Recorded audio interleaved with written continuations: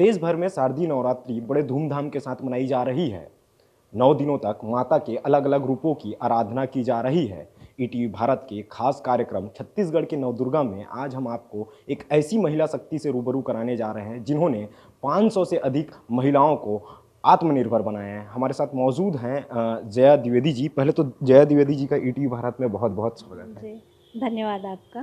Madam, आप जो है बहुत सी ऐसी महिलाएं हैं सुदूर अंचल की, उनको आप रोजगार दिलाई हैं, उनको ट्रेनिंग दी है। ये किस तरह से आपने इसकी शुरुआत की? शुरू से मेरा जो उद्देश्य रहा है वो ऐसा लगता है कि समाज में मानव से लेके जीव जंतु पर्यावरण पेड़ पौधे इवन फूल तक कोई ना तोड़े, मुझे ऐसा लगता है क्योंकि उसमें भी तुम्हारा अधिकार नहीं है। तो इसी मन में जो भावना थी उसके मुझे ऐसा लगा कि सबसे पहले मुझे महिलाओं को सशक्तिकरण करना पड़ेगा, क्योंकि अगर महिला जब भी कुछ अर्निंग करती है तो मैंने देखा कि वो अपनी फैमिली के ही लिए लगाती है और वो घर सुदृढ़ हो जाता है। तो ये सोच के फिर मैंने छोटे छोटे से काम शुरू किया और मैंने कोई गवर्नमेंट से हेल्प नहीं लिया, किसी से भी मैंने कोई हेल्प नहीं लिया था और ख़ुद के ही अर्निंग से मैंने जितना हो सकता था मैंने किया। और छोटे छोटे लघु उद्योग जो महिलाओं से पूछ के कि वो क्या करना चाहती हैं और जैसा महिलाओं ने मुझे कहा उसी के अनुसार फिर मैंने उनके लिए छोटे-छोटे काम उद्योग स्टार्ट किए और अभी काफ़ी महिलाएं सक्षम हैं। और सैनिटरी नैपकिन की 2 यूनिट डाला है मैंने और करीब 3000 उस एरिया में मैंने जो बच्चियां सैनिटरी नैपकिन नहीं जानती थी, इवन उनके मदर फादर भी नहीं जानते थे कि ये क्या है। और उस जगह पे मैंने 3000 सैनिटरी नैपकिन का डिस्ट्रीब्यूशन किया, फ्री में किया, जिससे क्योंकि वो बच्चियां ले नहीं सकती थीं, जानती भी नहीं थीं। और अभी फिर मैं 3000 और सैनिटरी नैपकिन बना रही हूँ, वो भी मैं फ्री में ही बच्चियों को दूँगी और बहुत अंदर बस्तर के अंदर गाँव में देती हूँ। और बहुत अंदर-अंदर गाँव में ही मेरा काम होता है। और जैसे कोरोना के पीरियड में मैंने किराना भी बहुत अंदर गाँव में ही बँटवाया, जहाँ चारों तरफ से बंद हो जा रहा था, वो जाना-आना नहीं कर पाती थीं। तो किराने का भी मैंने काम करवाया और हार बनवाया, माला बनवाया, बंधनवार बनवाया और छोटी-छोटी बाँस की टोकनी बनवाई और राखी बनवाया मैंने। और हमने बच्चियों को भी प्रशिक्षण दिया कोरोना में, क्योंकि बच्चियां स्कूल नहीं जा रही थीं और घर में पढ़ाई भी उनकी नहीं हो पा रही थी। और हम बोलते ज़रूर हैं कि ऑनलाइन हो रही है, पर गांव में सभी के पास मोबाइल नहीं होता है, एक ही मोबाइल होता है, वो भी टच स्क्रीन नहीं होता। तो हमने वो बच्चियों को लिया और उन बच्चियों को हमने प्रशिक्षण दिया कि कम से कम कुछ अर्न कर लेंगे आप। तो 11-12 के ऊपर की बच्चियों को हमने लिया था। मैडम, इसमें जो है आप जैसे महिलाएं भी हैं, इसमें बहुत सी महिलाएं शामिल हैं, 500 से अधिक। उन महिलाओं को आपने कैसे जोड़ा, उनसे मुलाकात कैसे की? मेरे पास अब आपको सच बताऊँ तो महिलाएं तो महिलाएं, मेरे पास पुरुष और यंग बच्चे भी हैं जो करीब-करीब मेरे पास 1 से 1,500 हैं और उससे भी ज़्यादा बच्चे मेरे साथ जुड़ना चाहते हैं। क्योंकि जब आप धरातल में काम करते हैं तो आपके साथ गाँव की गाँव आप देखते हो कि सभी बहुत परेशान रहते हैं। और मतलब 500-800 तो रजिस्टर्ड हैं और जो नॉन रजिस्टर्ड हैं वो अलग हैं। कई गाँव हैं जहाँ पूरे के पूरे गाँव में मैं काम कर रही हूँ और मेरा सपना बहुत अलग है। अगर ईश्वर ने चाहा तो मैं वो काम करूँगी कि जो छत्तीसगढ़ में शायद कोई सोच भी नहीं सकता। मैं बहुत अच्छा काम करना चाहती हूँ। स्पेशली मुझे बहुत दुःख होता है कि हम अपने आप को सभ्य बोलते हैं। एक दास सर थे, एसपी थे दास सर पहले जगदलपुर में। उन्होंने काफ़ी हेल्प किया। मैंने करीब-करीब 1000 गायों के ऊपर गायों को मैंने कटने से बचाया है। कई बाज़ार बंद करवाने में मैंने काफ़ी काम किया है और कई गौशालाओं को मैंने पुनर्जीवित किया है। 3-4 गौशालाएँ भी खोल के दिया है। बहुत सारे काम किया मैंने। तो मुझे ऐसा लगता है जो ये कुत्ते हैं, गाय हैं, जो ये बाहर घूमती हैं, आप तब तक अपने आप को सभ्य नहीं बोल सकते जब तक आपके बगैर आप एक पेड़ को भी काट रहे हैं। और जब तक एक भूखा कुत्ता घूम रहा है बाहर, गाय बाहर घूम रही है, तब तक आप अपने आप को सभ्य नहीं बोल सकते। पर हम सबको तो नहीं कर सकते, पर मैं कोशिश करती हूँ कि जितना हो सकता है मैं करती हूँ। अभी भी मैं डेली का कम से कम 10 से 15 पैकेट ब्रेड के खरीदती हूँ और पूरे लाइन में जितने भी जगह हैं, वो हर जगह जाके कुत्तों को देकर आती हूँ। और अभी बीच में मैं बैंगलोर में थी, तो बैंगलोर में भी मैंने देखा वहाँ लोग बिल्कुल रोटी नहीं देना चाहते हैं, क्योंकि उन लोगों को साफ़-सफ़ाई काफ़ी पसंद है, तो उनको ऐसा लगता है कि ये डॉग हैं, ये पॉटी कर देंगे।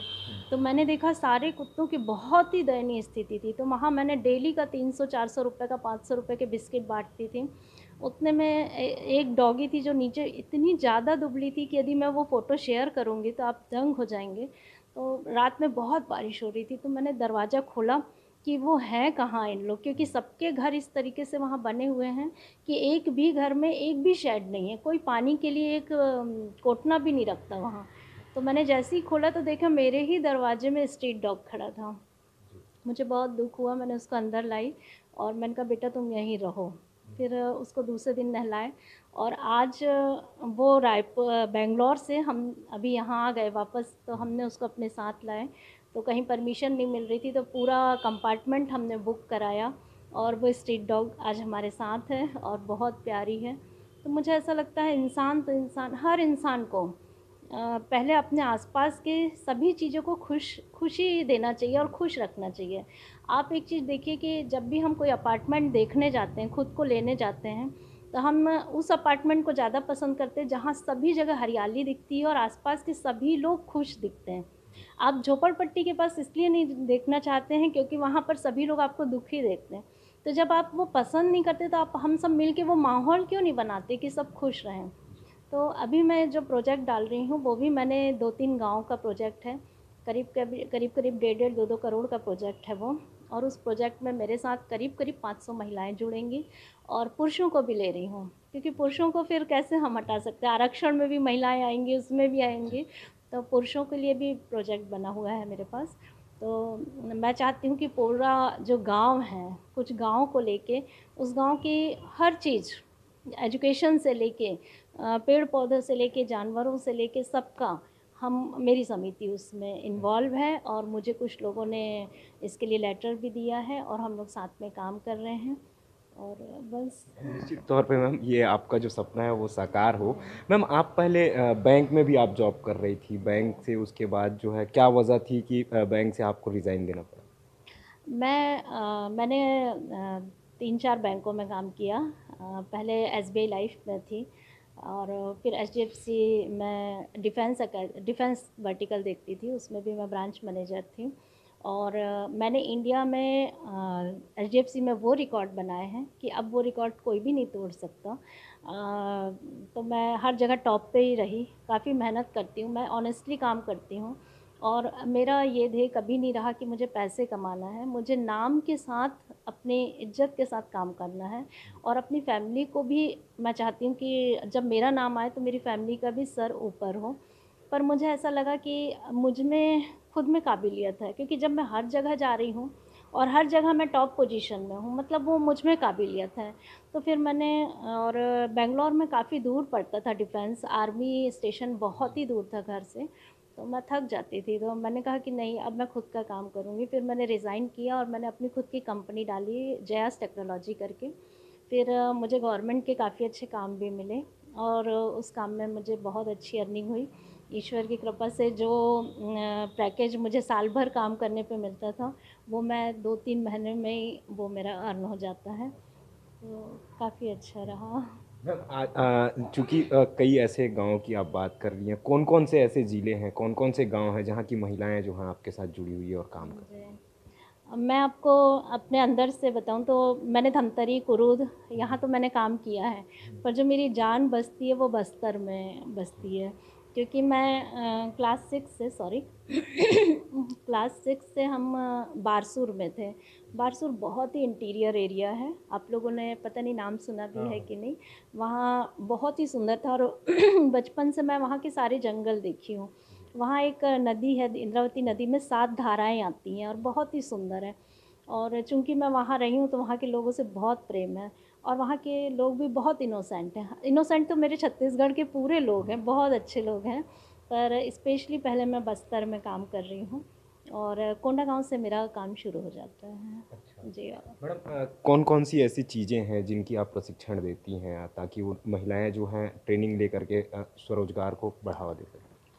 हम गोबर से, मिट्टी से जो दिए बनते हैं, वो बनाने का, मूर्ति बनाने का, और नर्सरी का, पेड़-पौधे का रख-रखाव का, और माला, बंधनवार, सैनिटरी नैपकिन, और सिलाई, और अगरबत्ती, और बाँस का। अभी मैं स्पेशली ना बाँस पे भी कंसंट्रेट कर रही हूँ, और गौ पालन का काम, ये सब पे प्रशिक्षण अलग-अलग मैंने बाँट दिया है सेक्टर, कि वो जो जिस काम को पसंद करते हैं उस सेक्टर में ही उनकी मैं हेल्प करती हूँ और करती हूँ।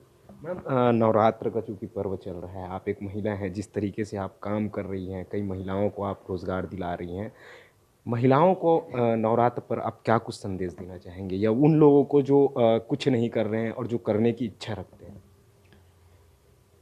मैं ये सोचती हूँ कि देखिए, सबसे बड़ी जो शक्ति थी वो माँ है, और अगर हम 10,000 साल पूर्व में जाएं, तब कोई भी ईश्वर नहीं था। अगर हम तब की जाने तो तब सिर्फ और सिर्फ प्रकृति ही थी।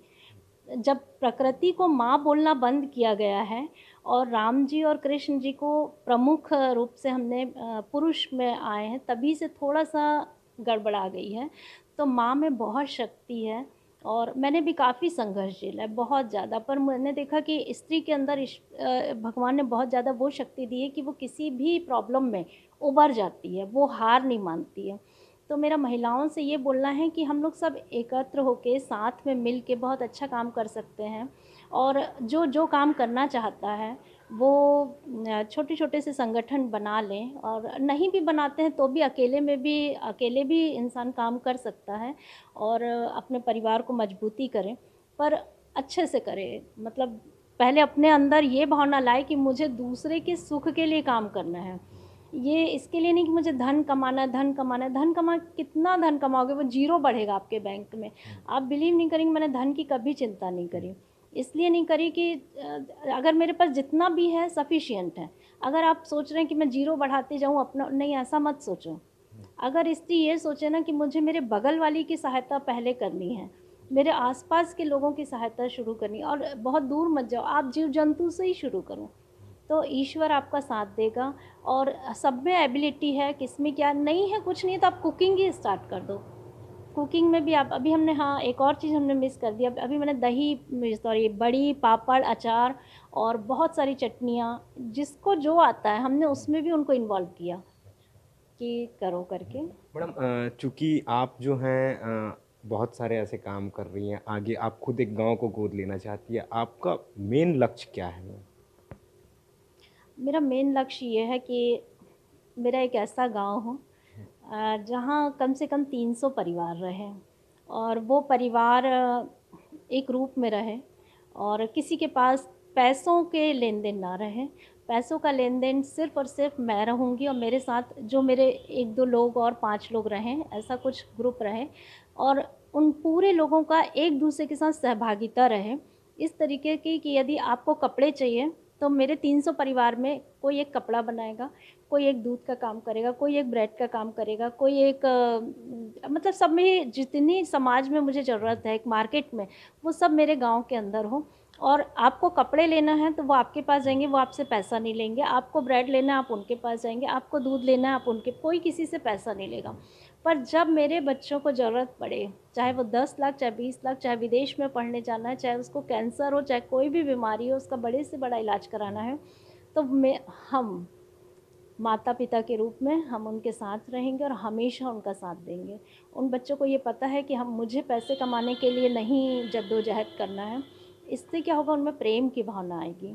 लड़ाई-झगड़ा आप देखिए हर परिवार में जो हो रहा है, हर भाई-बहन में जो हो रहा है, वो सिर्फ़ और सिर्फ़ पैसों के कारण हो रहा है। क्यों ना हम पैसे को छोड़ दें। अच्छा, ठीक है। तो ये थी हमारे साथ समाज सेविका जया द्विवेदी जी, जिनका साफ तौर पे ये कहना है कि एक गांव जो है पूरी तरह से वो एक गांव बनाना चाहती है, और वहाँ तमाम जो काम हैं, चाहे कोई अगर उस गांव में रहने वाला अगर कोई बासिंदा है, वो कोई कपड़े का व्यापारी बने या कोई दूध का व्यापार बने, तो पूरी तरह से एक गाँव जो है एक सभ्य गाँव की ओर, कैशलेस जो गाँव की ओर, गाँव की जो बात है वो की जा रही है, और निश्चित तौर पे इस दिशा में उन्होंने आगे पहल भी करनी शुरू कर दी है। कैमरामैन मिथिलेश साहू के साथ राजेश प्रसाद, ईटीवी भारत, रायपुर।